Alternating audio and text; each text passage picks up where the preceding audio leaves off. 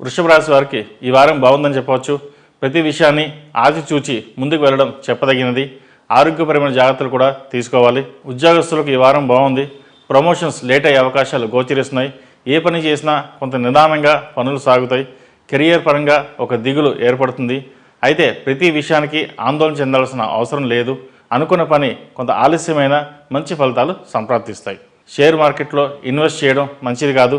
వారికి దూరంగా ఉండడం చెప్పదగినది. విదేశాల్లో వారికి ఉద్యోగ అవకాశాలు మెరుగ్గా ఉన్నాయని చెప్పవచ్చు. ప్రభుత్వపరమైన వ్యవహారాలు అనుకూలిస్తాయి. వ్యాపారస్తులకు కాలం అనుకూలంగా ఉందని చెప్పవచ్చు. రియల్ ఎస్టేట్ వ్యాపారస్తులు బాగుంది. ఫైనాన్స్ రంగంలో ఉన్న వారికి, కన్సల్టెన్సీ వ్యాపారస్తులకు, వస్త్ర వ్యాపారస్తులకు, కాలేజీలు నడుపుతున్న వారికి కాలం అనుకూలంగా ఉందని చెప్పవచ్చు. అయితే భాగస్వామి వ్యాపారాల్లో చిన్న చిన్న ఇబ్బందులు ఏర్పడే అవకాశం గోచరిస్తోంది.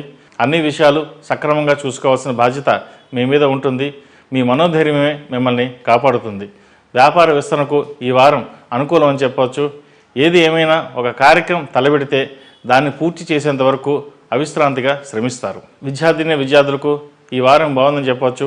ఎప్పటి నుండో ఎదురు చూస్తున్న వీసా ఈ వారం వచ్చే అవకాశం కనిపిస్తోంది. ఎడ్యుకేషన్ పరంగా యుఎస్ కానీ యూకే కానీ వెళ్ళాలనుకున్న వారికి కాలం అనుకూలంగా ఉంటుంది. లోన్లు మంజూరు అవుతాయి. విదేశాల్లో ఉంటున్న వారికి ఉద్యోగ ప్రయత్నాలు మెరుగ్గా ఉన్నాయని చెప్పవచ్చు.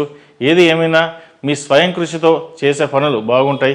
ఒకరి మీద ఆధారపడడం, ముందుకు వెళ్ళడం అనేది మంచిది కాదని చెప్పదగినది. జీవిత భాగస్వామితో చిన్న చిన్న విభేదాలు వచ్చే అవకాశం గోచరిస్తోంది. డబ్బు చేతికి వస్తుంది, అలాగే ఖర్చు కూడా అయిపోతుంది. ఖర్చు పెట్టినప్పుడు 1-2 సార్లు ఆలోచించండి. నూతన గృహం కోసం ప్రయత్నం చేసే వారికి ఈ వారం బాగుందని చెప్పవచ్చు. అలాగే హౌసింగ్ లోన్ ప్రయత్నించే వారు కూడా ఈ వారం వచ్చే అవకాశాలు గోచరిస్తోంది.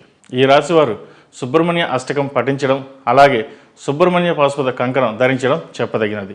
ఈ రాశిలో జన్మించిన వారికి కలిసొచ్చే సంఖ్య నంబర్ 2, కలిసొచ్చే దిక్కు తూర్పు, కలిసొచ్చే రంగు తెలుపు. తదుపరి మిథున రాశి.